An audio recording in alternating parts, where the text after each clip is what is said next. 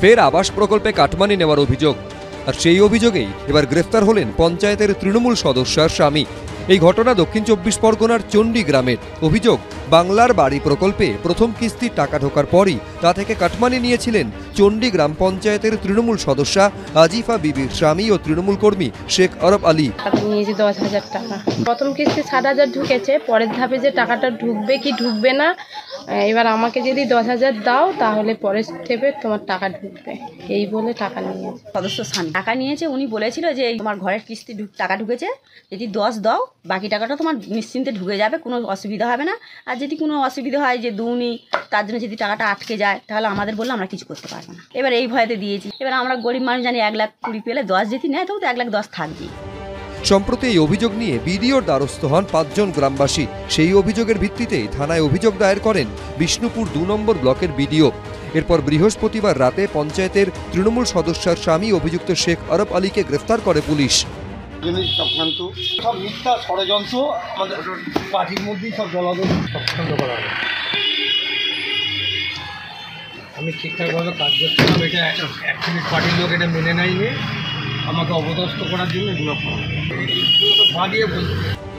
এর আগে মুখ্যমন্ত্রী প্রকাশ্য সভা থেকে সরাসরি বার্তা দিয়েছেন সরকারি প্রকল্পে কেউ টাকা চাইলে না দেওয়ার জন্য।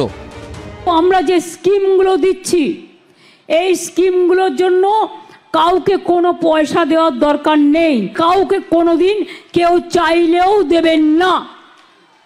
মনে থাকবে, মনে থাকবে, কোনো পয়সা কাউকে গভর্নমেন্টের কোনো স্কিমের জন্য দেবেন না। মুখ্যমন্ত্রীর এই বার্তার পরেও তৃণমূল কর্মীদের বিরুদ্ধে উঠল সেই কাটমানি নেওয়ার অভিযোগ। তৃণমূলের দলটা তো চোরেদেরই দল, আর কাটমানি খাওয়ার দল, সিন্ডিকেটের দল, তোলাবাজির দল, এলাকা দখলের দল। এটা তো মানে কয়েক বছর ধরে, কয়েক দশক ধরতে গেলে এটা নিয়ে মানুষ অভিযোগ করছে। তৃণমূল কংগ্রেস কি নিয়েছে? ওদের বরঞ্চ যারা এই তোলাবাজি কাটমানি খাচ্ছে, আবাসের টাকা খাচ্ছে, 100 দিনের কাজের টাকা খাচ্ছে, তাদের প্রমোশন দিচ্ছে।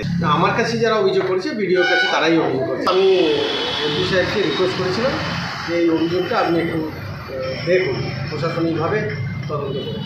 উনি সেই মতো ব্যবস্থা নিয়েছেন। তো এটা নিয়ে বিতর্কিত একটা কথা, এর মধ্যে না যাওয়া ঢোকাই ভালো।